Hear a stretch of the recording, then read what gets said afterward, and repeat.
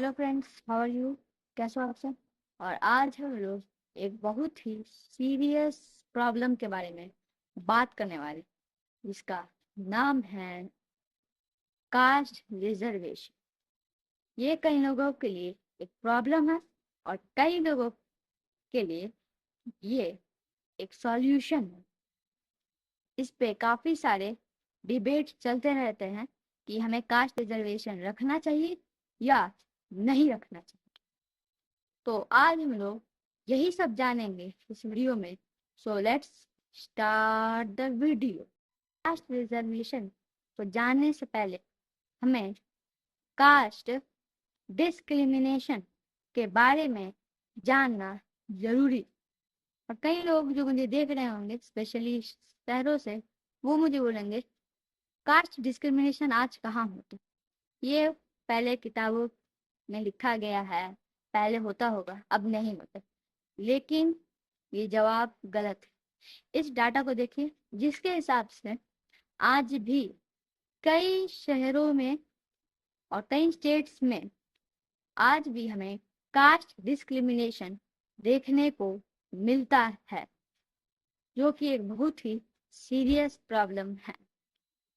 तो सबसे पहले आपने कास्ट डिस्क्रिमिनेशन का डाटा देख लिया, और आपको अगर डाटा से बिलीव नहीं करना तो आप सर्वे सब भी देख लीजिए।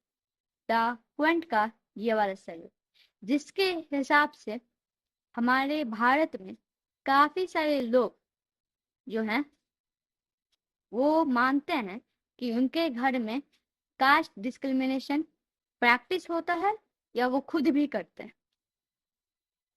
तो यही सब है। और हमें सबसे पहले कास्ट का इतिहास देखना पड़ेगा। कास्ट का जो इतिहास है वो हमें सबसे पहले देखने को मिलता है वेदास में। वेदास में जब एक्सप्लोड होते हैं और उनसे निकलती है सोसाइटी। इन दिस चार्ट आप लोग देख सकते हैं कि ऊपरी जात वाले लोग जो कि ब्राह्मण्स है, जो कि प्रीस्ट एंड टीचर्स का काम करते हैं। खस्तरिया जो कि बहुत ब्रेव होते हैं और ये वॉरियर्स एंड रूलर्स का काम करते हैं। वैश्यास जो कि फार्मर्स, ट्रेडर्स एंड मर्चेंट होते हैं। और उसके साथ साथ शूद्रा जो कि छोटे मोटे काम जैसे लेबर्स का काम करते हैं।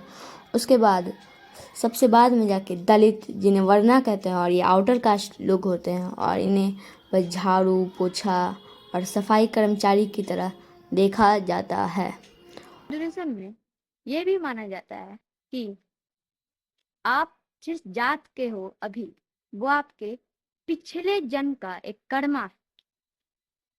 मतलब आपने अगर पिछले जन्म में अपने कास्ट के हिसाब से काम किया था तो आप अगले जन्म में या अभी के जन्म में वैसे ही हो, अच्छे होगे। और अगर गलत काम किया तो उससे भी पिछड़ जाओगे या कभी नहीं बन पाओगे। तो यही था हिंदुइज्म का कंसेप्ट उस समय में। उसके साथ साथ जो ब्राह्मण्स थे और कोई भी निचली जात का उस वक्त शादी कर सकता था। बस बात ये था कि वो शूद्र और दलित से ही बस शादी नहीं कर पाते थे, वरना एक ब्राह्मण कि, किसी भी जात जो बाकी है उनसे शादी कर सकता था। लेकिन मेन प्रॉब्लम क्रिएट होने लगे कब? ब्रिटिशर्स के टाइम में। हमें काफी सारे डाटा मिला है जो कहती है कि ब्रिटिशर्स के वजह से हमें कास्ट डिस्क्रिमिनेशन इंडिया में बहुत देखने को मिला। जैसे जब ब्रिटिशर्स आए थे तो उन्हें इस देश को कंट्रोल करने के लिए बहुत सारी चीजें चाहिए थी, और इस देश में उन्हें सब सारी रीति रिवाज समझने थे जिससे वो इस देश को चला पाए। फिर उसके बाद उन्होंने काफी समझा और फिर उसके बाद उन्होंने कास्ट को डिवाइड किया 4 बेसिस में, जो आप देख सकते हैं। फिर उसके बाद इन सब के बाद इनने जो ऊपरी 3 कास्ट है वो सबसे ऊपर और सबसे अच्छी है, और जो नीचे 2 कास्ट बची हुई है वो सबसे बेकार मानी जाने लगी। इंटर मैरिज भी खत्म हो गया, अनटचेबिलिटी का नियम आ गया।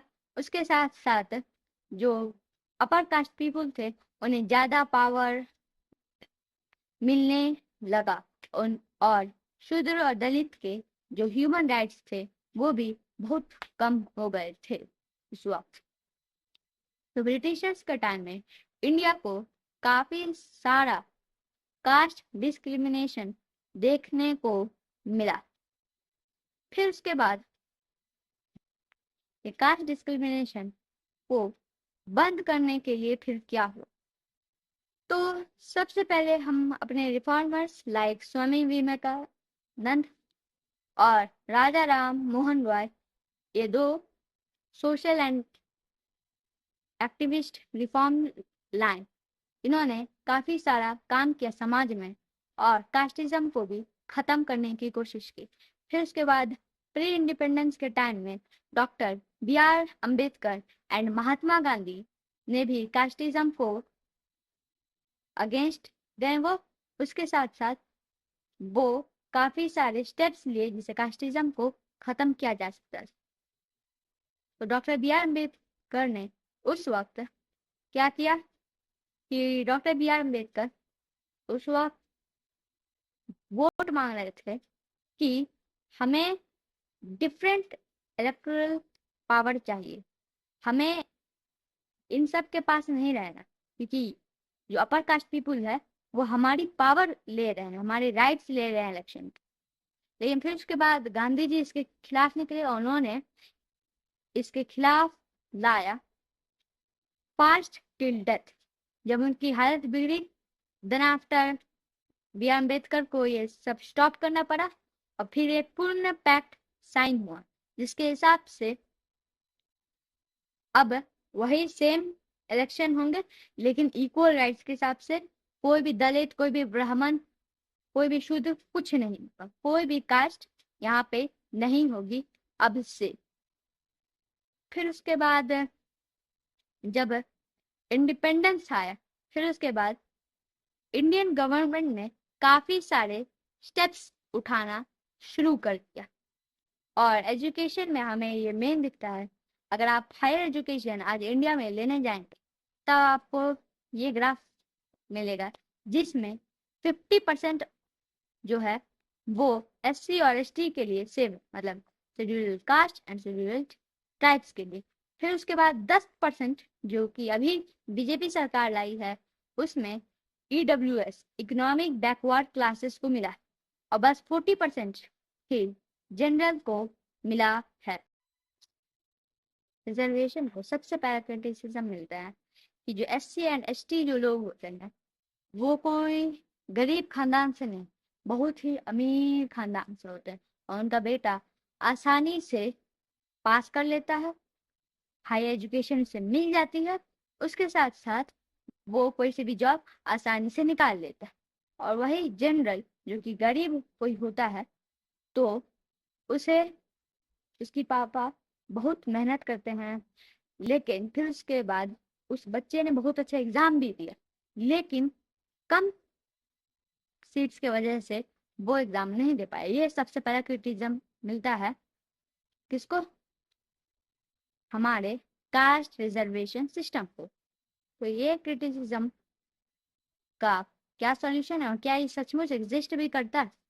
तो सबसे पहले ये जो क्रिटिसिज्म है ये एक्चुअली गलत साबित हुआ है रिपोर्ट में, और ये रिसर्च पेपर आप देख सकते हैं जिसमें हम लोग साफ साफ यहाँ देख सकते हैं कि एक सर्वे के अनुसार काफी कम ही लोग ऐसे होंगे जो कि SC ST होने के बावजूद भी बहुत अमीर, और मोस्ट ऑफ द पीपुल बहुत ही गरीब है, जनरल से भी ज्यादा गरीब।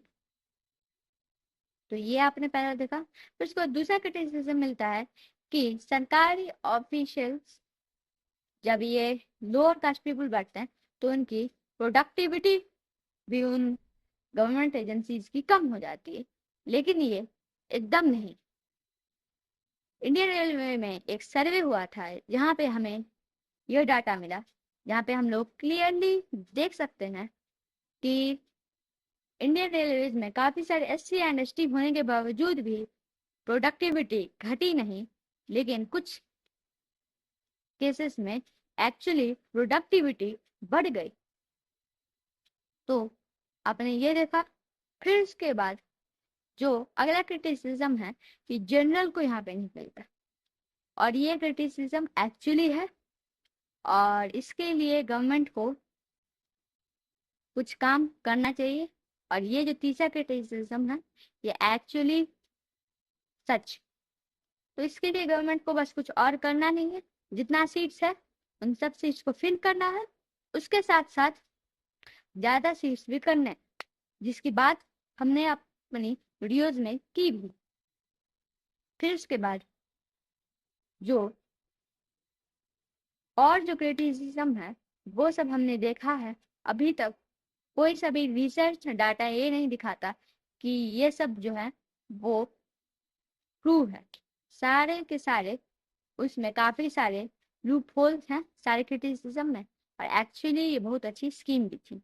लेकिन हाँ, आप ये मत भूलिए कि कास्ट रिजर्वेशन से कास्ट डिस्क्रिमिनेशन को ख़त्म किया जा सकता है। बिल्कुल, मैंने आपको जैसे शुरुआती में दिखाया कि इंडिया में काफ़ी ज़्यादा कास्ट डिस्क्रिमिनेशन होता है, और यही सच्चाई भी। तो याद रखें इसको। और उसके साथ साथ मैं आपको ये भी बताना चाहूँगा कि जो कास्ट डिस्क्रिमिनेशन होता है उसको अगर आप कहीं देखें तो ज़रूर कोशिश करें कि सबको बंद करें। कहीं अंधविश्वास हो उसको भी बंद करें। ये हमारा एक फंडामेंटल ड्यूटी, और हमारे संविधान का article 50 and 16 in SC ST OBC इन सब को बहुत ही अच्छे से क्लेरिफाई करता है। तो ये सब आप समझ गए। अब इम्प्रूवमेंट जहाँ पे है उन्हें समझना चाहिए। तो पहला मैंने बता ही दिया, कास्ट डिस्क्रिमिनेशन इनसे कम नहीं हो। फिर उसके बाद दूसरा जो मेन पॉइंट है वो है क्या, सोचो। तो दूसरा है कि एक्चुअली उनको SC है ST है OBC है उन सबको पोस्ट तो मिल रही, नौकरियां भी हो रही है, लेकिन अपर पोस्ट नहीं मिल पा रही।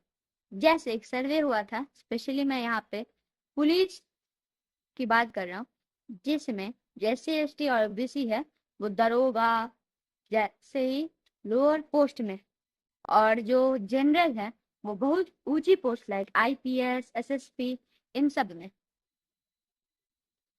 तो कास्ट रिजर्वेशन ठीक है, लेकिन हाँ, आपका एक ओपिनियन हो सकता है इस पे। और ये जितने भी हमने रिसर्च की है, अगर आपको और रिसर्च करनी है इसके ऊपर तो आप खुद भी कर सकते हैं। और ये मैंने अपना खुद का ओपिनियन दिया है। तो अगर आपको ये वीडियो अच्छी लगी तो like subscribe and share, and we will meet you in the next video. So bye bye.